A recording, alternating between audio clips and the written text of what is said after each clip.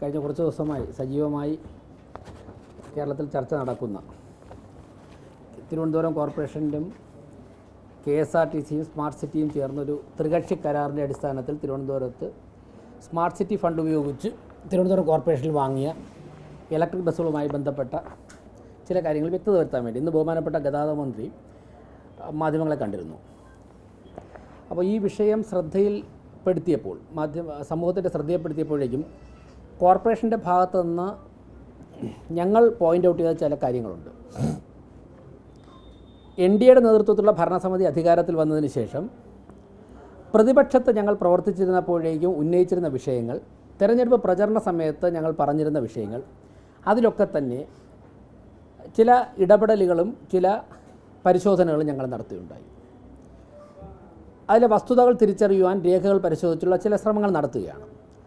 അതിൻ്റെ ആരംഭഘട്ടത്തിൽ തന്നെ ഞങ്ങൾ പ്രധാനമായും ഉന്നയിച്ചിരുന്ന മാധ്യമങ്ങൾക്ക് ഇപ്പോൾ പല ചാനലുകളും കൊടുത്ത വാർത്തകളുടെ അടിസ്ഥാനത്തിൽ ഞങ്ങൾ നടത്തിയ പഠനത്തിലൂടെ ഉന്നയിച്ചിരുന്ന ഇലക്ട്രിക് ബസ്സുകളുടെ ദുരുപയോഗം, അതിനെക്കുറിച്ച് പെട്ടെന്ന് തന്നെ ചില രേഖകൾ, അതായത് 2023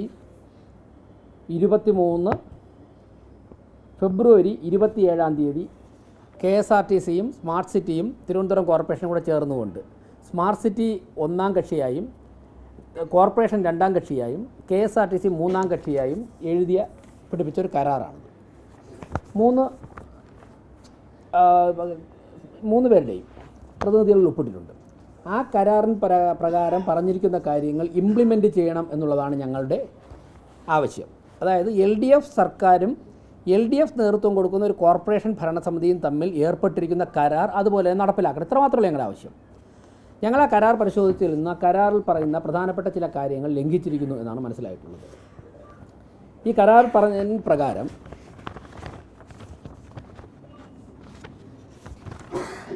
പീക്ക് ടൈമിൽ ഏറ്റവും ജനങ്ങൾക്ക് ആവശ്യമുള്ള തിരക്കുള്ള സമയങ്ങളിൽ ഈ 113 ബസ്സുകളും നഗരപരിധിയിൽ ഓടണം.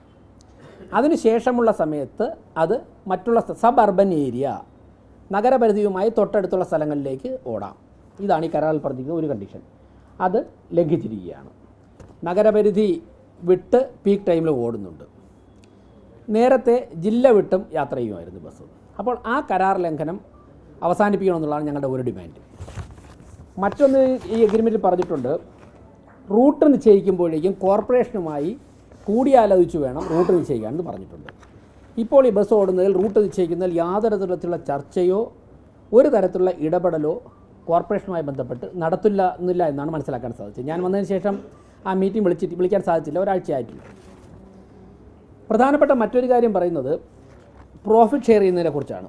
17ാമത്തെ പാരഗ്രാഫിൽ പറഞ്ഞിട്ടുണ്ട്, the modality for possible revenue sharing on account of the income accrued through the operation of these buses shall be worked out separately later by a joint team representing all the 3 parties. ഈ 3 കക്ഷികളിലും പ്രതിനിധീകരിക്കുന്ന സംഘം ഒരുമിച്ചിരുന്ന് ആലോചിച്ചിട്ട് revenue share ചെയ്യണമെന്ന് പറഞ്ഞിട്ടുണ്ട്.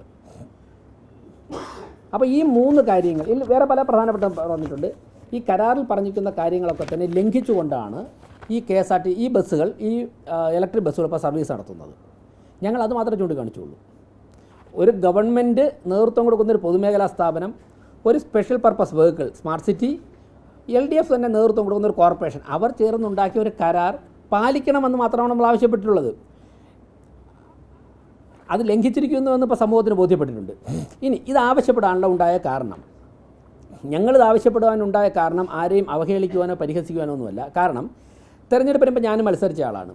തിരഞ്ഞെടുപ്പ് മത്സരം കഴിഞ്ഞ് വിജയിച്ചു വന്ന കൗൺസിലർമാർ, അത് LDF കൗൺസിലർമാരുണ്ട്, UDF കൗൺസിലർമാരുണ്ട്, സ്വതന്ത്രരുണ്ട്, BJP കൗൺസിലർമാരുണ്ട്. അവരൊക്കെ പറഞ്ഞ ഒരു കാര്യം, ഞാനിപ്പോൾ എൻ്റെ വാർഡിൽ മത്സരിച്ചപ്പോഴും പറഞ്ഞ ഒരു കാര്യം, നമ്മൾ തിരഞ്ഞെടുപ്പ് പ്രചരണത്തിൽ ചെല്ലുമ്പോഴൊക്കെ ആൾക്കാർ ആവശ്യപ്പെടുന്നതിൽ ഏറ്റവും കൂടുതൽ ഗ്രാമീണ വാർഡുകളിൽ നിന്ന് വരുന്ന ഒരു ആവശ്യം, ഞങ്ങൾക്ക് ഇട റോഡുകളിലേക്ക് ചെറിയ ബസ്സുണ്ടല്ലോ അതൊന്ന് വിട്ടു തരുമെന്ന് ചോദിച്ചിട്ടുണ്ട്.